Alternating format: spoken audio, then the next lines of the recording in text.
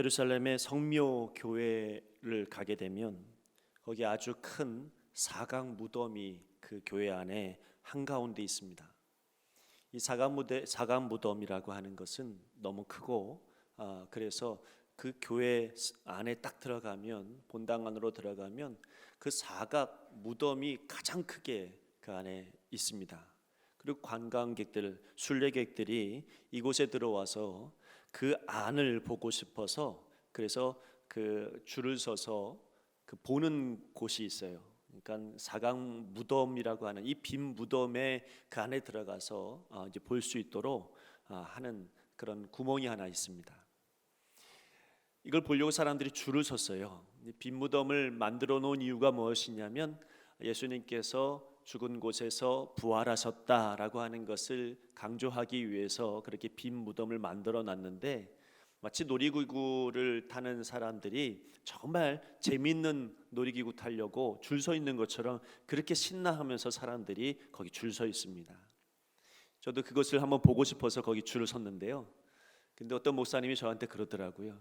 그 안에 비어 있는데 뭐하러 보려고 그러냐고. 그러면서 제 손을 이끌고서 그거 볼 시간에 딴 거 보자고 그렇게 저를 이끌고 나왔어요. 제가 그걸 못 봤습니다. 근데 제가 그걸 보고 싶었는데 그건 이제 생각해 보니까 뭐 거기 어차피 비어 있는데 그거 뭐하러 보느냐, 더 좋은 거 많이 볼 텐데, 그래서 이제 보는 다른 거 보려고 이제 나오게 됐는데 제가 그게 참 두고두고 후회가 돼요. 그거 봐야 되는데, 그거 봤어야 되는데 이런 생각이 자꾸만 들어요. 여러분 그 안에 빈 곳이 무덤이 비어 있다는 거 누가 봐도 다 알잖아요. 그런데 여러분 그 예수님의 죽음과 고난, 이거 의미가 있는데 그 의미를 모르고 그냥 예수님 살아계셨는데, 예수님 부활하셨는데 이 생각만 가지고 그걸 못 봤습니다. 사람들이 거기 줄 서 있는 사람들이 그 예수님 죽으신 그 무덤에 빈 무덤이라고 하는 걸 모르고 거기 줄 서 있는 것은 아니거든요. 다 알고 거기 줄 서 있습니다. 왜냐하면 예수님의 죽으심과 예수님의 고난, 이거 나름 굉장한 의미를 가지고 있다, 이걸 묵상하면서 거기 줄 서 있는 거거든요. 제가 그것을 못 보고선 줄 쓰다가 이렇게 나왔어요. 어떤 교수님이 신학교에서 아이들을 막 가르치고 있는데요, 예수님의 죽으심에 대해서 아주 신랄하게, 아주 명확하게 그렇게 설명해주고 계셨습니다. 근데 학생들 중에 어떤 수군거리면서 이야기하는데 그 소리가 들린 거예요. 그 수군거리는 소리가 뭐냐면, 예수님 살아나셨는데 부활하신 예수님을 강조해야지 죽은 예수님을 뭐 이렇게 저렇게 강조하고 뭘 그렇게 열심히 설명하나, 이러면서 자기들끼리 수군거리는 소리를 교수님이 들었습니다. 교수님이 그 학생들을 보면서 말을 멈추지 않고 이야기하기를, 뭐라고 이야기했냐면 이렇게 얘기했어요. 당신 같은 사람들이 있어서 이단이 생기는 겁니다. 이단이 괜히 이단이 아니라 예수님이 죽음을 부인하니까 이단입니다. 예수님이 죽으셔야 부활이 있는 겁니다. 예수님이 살아계시고 부활하신 것 우리가 잘 알지만 그것만 강조해 갖고는 그것은 이단을 만들기 딱 좋습니다. 예수님의 죽으심과 예수님의 고난, 이것은 굉장히 중요한 의미를 가지고 있다는 것을 아셔야 됩니다. 자, 오늘 성경에 나오는 말씀의 시간은 유월절의 엿새전입니다. 바로 그 시간에 예수님은 얼마 전에 나사로의 부활을 경험했던 이들을 향해서 베다니로 예수님께서 향하셨습니다. 베다니는 예루살렘에서 한 동쪽으로 한 3km 정도 떨어져 있는 아주 가까운 곳에 있는 곳이었죠. 베다니라고 하는 곳을 예루살렘으로 지나가시려면 반드시 들려야 하는 그런 곳이기도 했습니다. 여러분, 유월절이라고 하는 날은 이스라엘 백성들한테는 너무나도 소중하고 의미 있는 날입니다. 왜냐하면 이스라엘 민족이 유월절은 매우 깊은 의미를 가지고 있는데, 출애굽 당시에 자신들을 지켜주신 것, 사람들을 지켜준 것은 어린 양의 피였다는 거죠. 희생이 생명을 구해낸 겁니다. 예수님께서 그 희생의 도구로 이 땅에 어린 양으로 오셨고요, 죄인을 구원하시기 위해서 아무런 죄가 없는 그분께서 여러분 하나님의 아들이 피를 흘리신 겁니다. 희생의 시간, 희생의 고난, 죽음을 맞이하기 위해서 예수님께서 지금 어디로 향하고 계시냐면 예루살렘을 향하여 지금 가고 계시는 거죠. 자, 예루살렘을 가기 위해서 꼭 들려야 했던 곳이 베다니였고, 마침 베다니에서 예수님 오신다는 소식을 듣고 나사로가 잔치를 벌이고 있었습니다. 예수님은 지금 어디를 향해서 가고 있냐면 죽음을 앞두고, 일주일을 앞두고, 고난을 일주일 앞두고 지금 예루살렘을 향하여 가고 계시는 길이었죠. 베다니라고 하는 곳이 신기하게 그 이름이 무슨 뜻을 가지고 있냐면 고뇌하는 집이라는 뜻을 가지고 있습니다. 자, 이 베다니라고 하는 곳에서 나사로는 잔치를 벌입니다. 그 이유는 얼마 전에 죽었다가 다시 살아났기 때문에 너무 감격하고 너무 감사해서 예수님이 오신다는 이야기를 듣고 그분을 위해서 잔치를 준비하고 마련해 놓은 것이죠.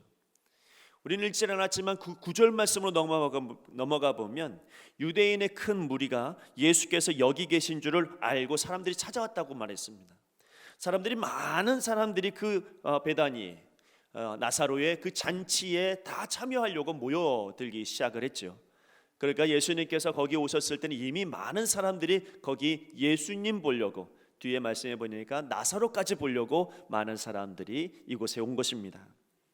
자, 그러나 예수님께서 이곳에 오신 이유는 그들과 달랐죠. 예수님께서 이곳에 오신 이유는 앞으로 있을 고난과 죽음을 내다보면서 준비하기 위해서 오신 겁니다. 그러니까 여러분, 쉽게 말하면 사람들은 과거의 기억들을 되살리면서 과거에 죽었던 나사로를 살리신 예수님, 지나간 일들을 돌이키면서 잔치 벌이려고 모였지만 예수님은 앞을 내다보면서 그 앞에 고난과 시련과 고통을 내다보시면서 지금 그 장례를 준비하는 마음으로 오시게 된 거죠. 전혀 다른 눈으로 이 잔치집에 참여하고 계신 겁니다.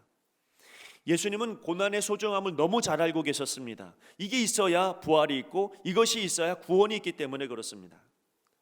너무나도 소중한 이 고난을 바라보며 이제 준비하는 마음으로 이제 베다니를 향하였기 때문에 예수님께서 이 잔치에 있을 때에 어떤 마음으로 무엇을 내다보면서 여러분 모든 것을 보셨냐면 자기의 장례를 생각하면서 지금 이 잔치를 참여하고 있다는 겁니다.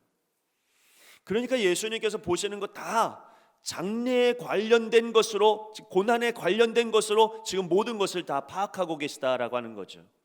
근데 여러분, 사람들은 어떻습니까? 내 앞에 계시는 능력자, 기적을 이루시는 분, 부활의 역사를 이루시는 분, 감격을 주시는 분, 이런 예수님을 만나기를 위해서 지금 그들은 이 잔치에 참여한 것이니까 완전히 다른 시각으로 이 잔치에 모두 참여하고 있습니다. 여러분, 우리는 고난이 없는 잔치집 같은 인생을 살아가고 싶은 마음을 갖습니다. 우리에게는 고난이 없었으면 좋겠습니다. 그저 다시 살아나는 이 역사만이 가득한 그런 잔치 같은 인생이 되기를 소망합니다. 저들이 예수님의 능력을 보기를 원하고 예수님의 기적을 만나보기를 원하고 예수님께서 기적의 능력의 예수님이니까 그분께서 나의 유익을 위해서 무슨 일이든지 하기를 원하셔서 그래서 예수님 만나러 왔듯이 우리의 인생 가운데 잔치집 같은 인생이 되어서 매 순간순간마다 우리는 예배의 자리로 올 때마다 하나님 내게 역사하옵소서, 하나님 나에게 감동을 주옵소서, 하나님 나에게 기적을 베풀어 주옵소서, 이런 마음을 가지고 우리는 예배에 참여할 때가 많습니다. 그러나 적어도 오늘 우리 주님은 오늘만큼은 고난을 준비하기 위해서 이 잔치에 참여하고 계십니다. 나를 위한 희생을 준비하시려고, 나를 위해서 고통을 준비하시려고. 인간적으로 생각할 때는 예수님께 이 시간은 너무나도 고통스러운 시간이고 이 시간은 너무나도 어려운 시간입니다. 두렵기도 하고 인간적으로 보았을 때는 너무나도 떨리는 시간이 바로 이 시간입니다. 이 일이 있어야 구원의 역사가 이루어지는 것을 아시니까, 이 고난이 얼마나 고귀한 일인 것을 너무 잘 알고 계시기 때문에, 그래서 이 고난을 준비하는 이 두렵고 떨리는 마음으로 오늘 이 자리에 참석하고 있는데, 이 자리에서요 예수님은 자기의 눈을 확 뜨게 만드는, 자기의 마음을 굉장히 감동케 하는 한 여인의 모습을 발견하고 맙니다. 마리아였죠. 마리아는 감동적인 행동으로 예수님을 기쁘시게 하는 그런 모습을 오늘 성경에 봅니다. 여러분, 이 여인은 자기의 순전한 나드 한 근을 가지고 와서 예수님의 발에 부었어요. 그리고 나서 자기 머리카락으로 예수님의 발을 닦습니다.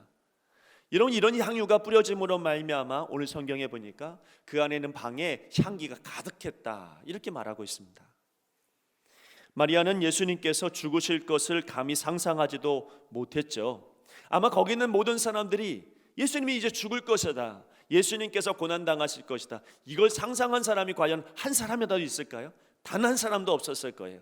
어느 누구도 여러분 예수님의 고난을 상상할 수도 없죠.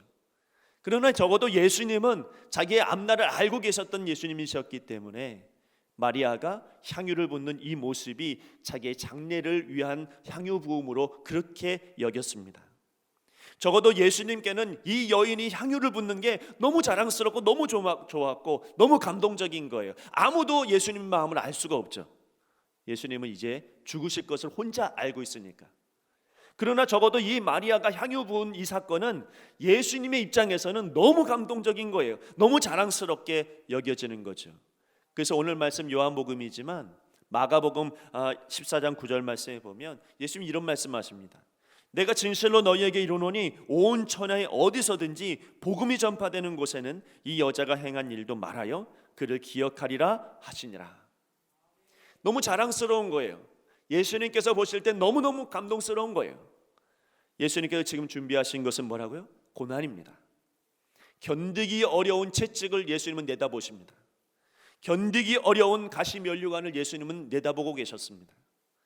여러분, 사람들이 조롱할 것이고요, 비웃을 거고, 자기의 사랑하는 제자들이 나를 배신할 겁니다. 고통스럽게 못 박혀야 될 십자가가 예수님은 내다보고 계시는 그런 아주 중요한 고난이었습니다. 이런 일들이 얼마나 고귀한 일인지 아는 사람이 당시 누가 있어요? 아무도 몰라요. 오직 예수님만 알죠. 아무도 이 고난의 의미를 알지 못합니다. 그러므로요, 이 여인이 향유를 지금 예수님의 그분의 무엇에 뿌리고 있는 것입니까?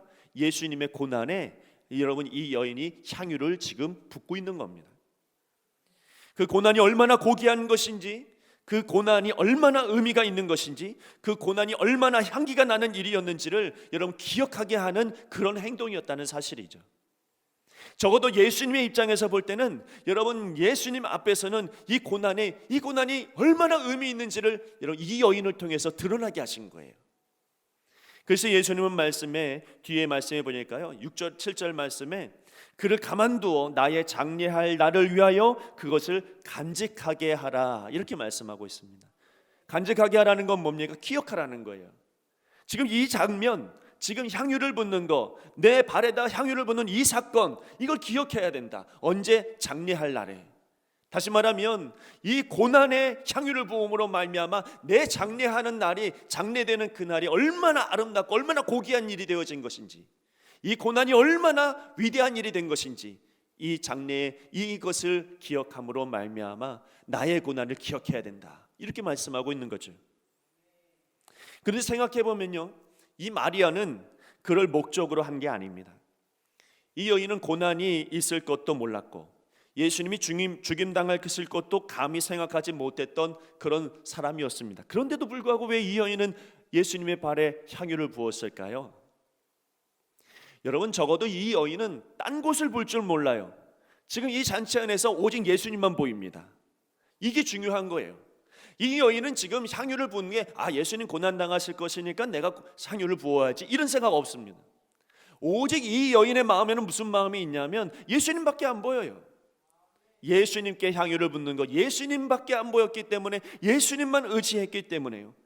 예수님 보는 게 기쁨이고 예수님께 향유 붓는 것이 행복이고 주님과 대화하는 것이 다른 어떤 누구와 대화하는 것보다 축복이었다는 것을 이 여인이 예수님 보면서 압니다. 여기 계산이 있었겠습니까? 예수님이 나를 얼마나 사랑하실까? 이런 할까요? 절대로 그렇지 않습니다. 내가 이 향유를 붓는데 사람들이 나를 어떻게 볼까? 이렇게 생각했을까요? 그럴 겨를이 없어요. 여러분이 이 여인에겐 돈이 중요하지 않았습니다. 향유가 얼마나 되는지, 이 향유를 어디다 쓰는 것이 가장 좋을 것인지 이런 계산 자체가 없습니다. 이 여인은 오직 예수님만 보였습니다. 또한 이 여인에게는 감사가 너무 넘치니까 향유를 부은 거죠.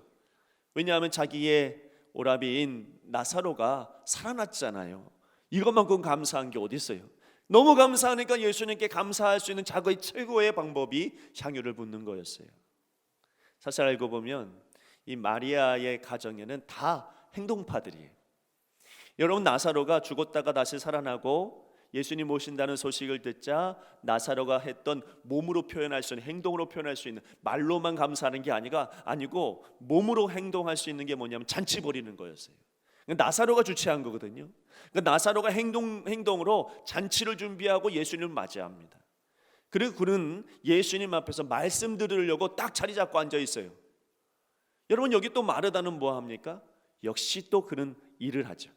잔치 준비를 합니다. 전에 마르다는 잔치 준비하고 음식 준비하는데 얼마나 불평이 많았던 사람인지 몰라요. 마리아는 왜 저렇게 말씀만 듣고 있고 나 혼자 이렇게 죽어라 일을 해야 됩니까? 이렇게 예수님께 하소연했던 사람입니다.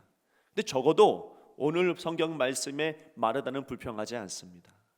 그는 너무 감사했기 때문에 이 감사를 어떻게 표현할 수 있을까? 내가 할 수 있는 최고의 방법은 그저 이 잔치집을 준비하는 것, 일하는 것, 이게 내가 감사하는 최고의 모습이다 생각했기 때문이죠.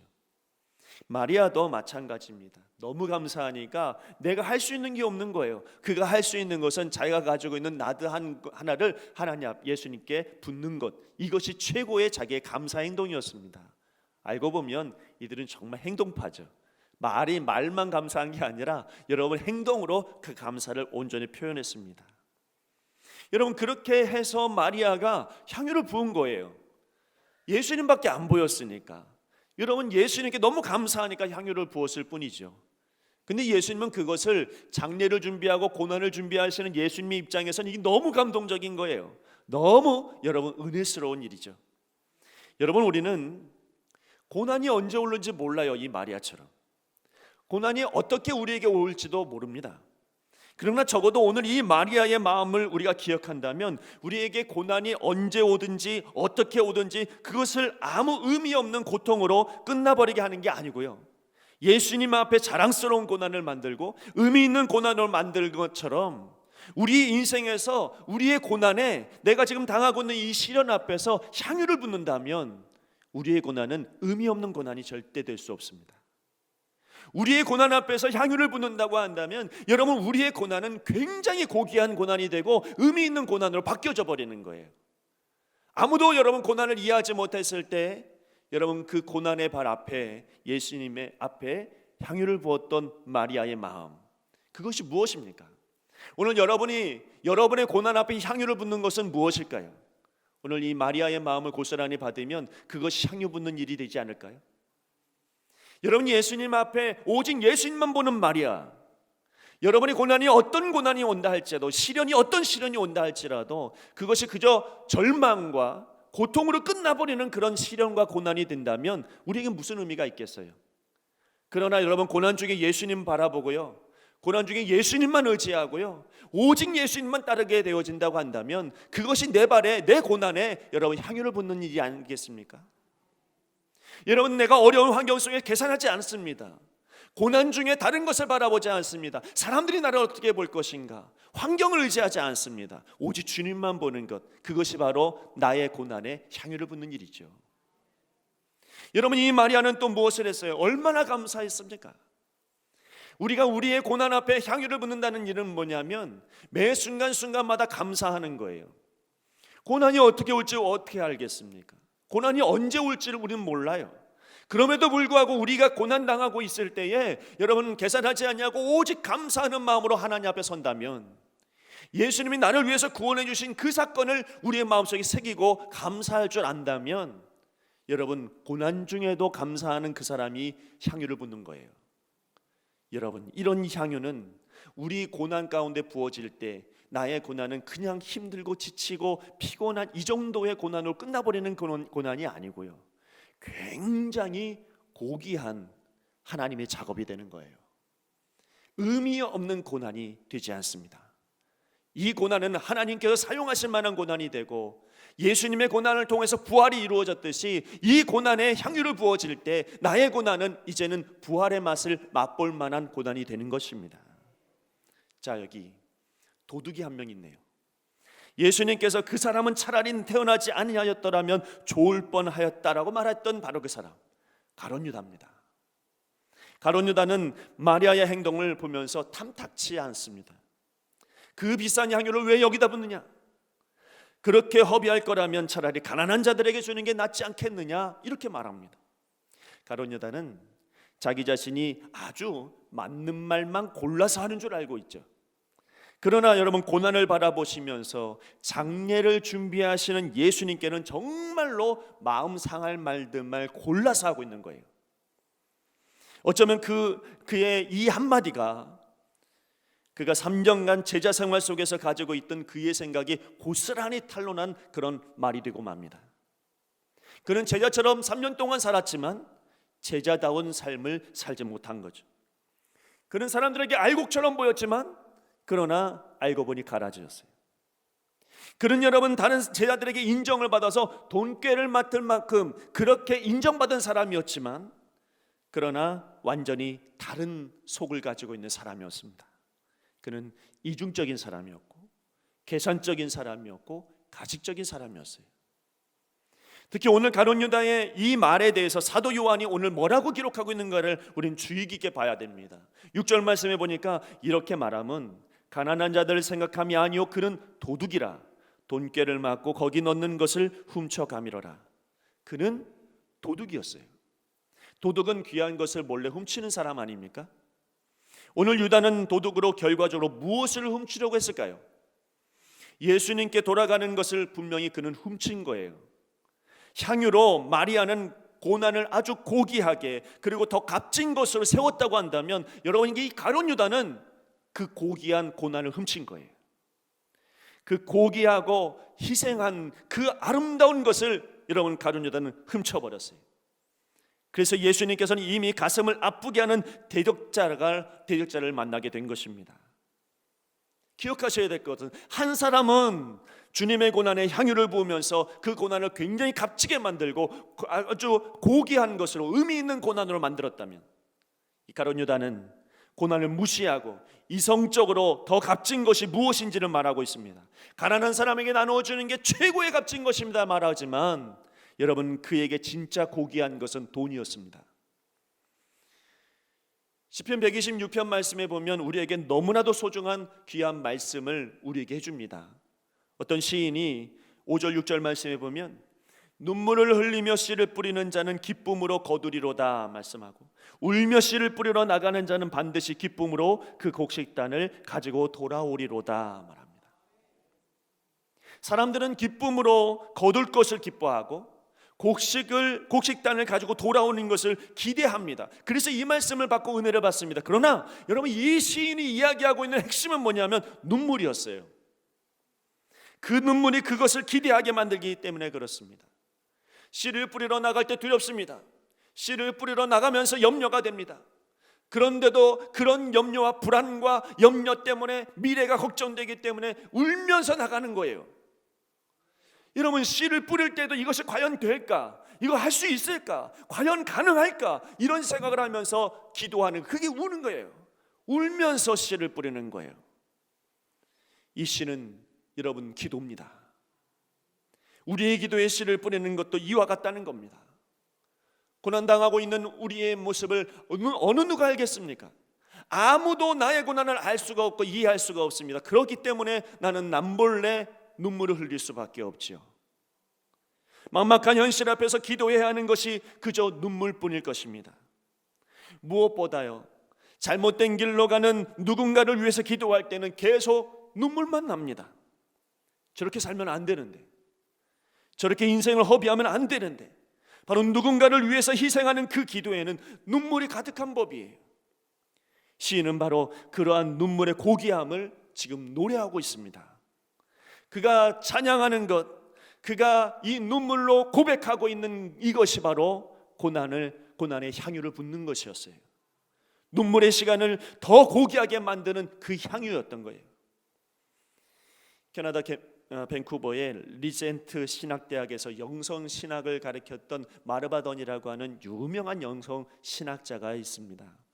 이분은 작년에 하나님의 부르심을 받고 소천하셨는데요, 이분은 심각한 장애를 갖고 삶을 살았어요. 한쪽 눈이 보이지 않았고요, 혼자 걸을 수가 없어서 누군가의 부축을 반드시 받아야만 걸을 수 있는 그런 사람이었습니다. 극심한 저혈압이었고 당뇨로 고생한 지가 오래였으며 신장 이식 수술 받은 이후에 하루에 그가 약을 먹는 시간은 11번의 약을 먹어야 오늘 하루를 살아갈 수 있는 그런 사람이었어요. 근데 이분이요, 유명한 책들을 많이 남겼습니다. 그 책의 제목들을 여러분에게 나열하면 이분이 과연 고난받는 사람이 맞나 이런 싶은 그런 어떤 책들이 많았는데요, 그의 책 제목을 보니까 안식, 고귀한 시간 낭비, 예배, 그리고 우리에게 잘 알려져 있는 의미 없는 고난은 없다라는 책을 썼어요. 의미 없는 고난은 없다라고 하는 이 책에서 이 마르바돈이 뭐라고 이야기했는 줄 아십니까? 이렇게 말합니다. 절망이 안에 쌓여 우울에 빠지지 않으려면 상실의 비애를 인정하고 충분히 슬퍼해야 한다. 그러나 삼위일체 하나님을 믿는 믿음으로 내게 주어진 희망을 확신하기 때문에 우리는 큰 슬픔에도 당당히 맞설 수 있다. 자, 여러분, 우리에게 의미 없는 고난은 절대로 없습니다. 오직 주님만 바라보면서 여러분 언제든지 희망을 가지고 있으면 내게 있는 이 고난과 내게 있는 이 시련은 굉장히 고귀한 시간이 되어지고 굉장히 아름다운 의미 있는 시간이 되어지는 거예요. 큰 슬픔 앞에도 당당할 수 있는 이유는 뭐냐면 내 안에 믿음이 있기 때문이죠. 여러분, 나의 삶 가운데 향유를 붓는다면, 고난의 삶 가운데 향유를 붓는다면, 그렇다면 나의 고난은 이제는 슬픔과 절망의 고난이 아니고요, 이제는 부활을 맛볼 만한 아름다운 고난이 될 수 있어요. 나의 고난은 의미 없는 고난이 절대 될 수 없어요. 반드시 의미가 있는 고난을 맞이하게 되는 거예요.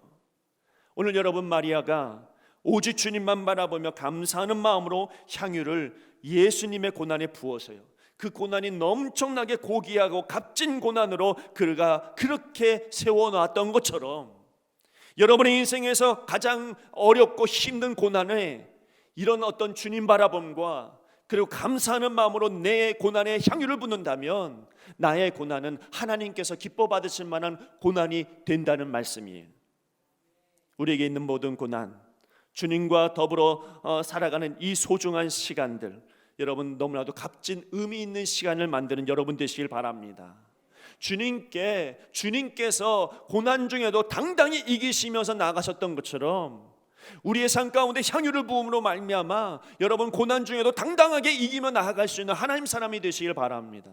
내게 왜 이런 어려움이 있는가, 내게 왜 이런 고난이 있는가라고 한탄하지 마시고, 그 한탄하는 데에 모든 시간을 낭비하지 마시고, 그 고난 중에도 향유를 부음으로 말미암아 하나님께서 이 일들로 이루실 놀라운 부활의 역사, 기쁨으로 단을 거둘 만한 그 나라를 우리가 바라보는 하나님의 사람이 되시기를 간절히 바랍니다. 기도하겠습니다. 하나님 아버지, 우리가 고난을 맞이하며 살아갈 때마다 낙심하고 흔들릴 때가 한두 번이 아닙니다.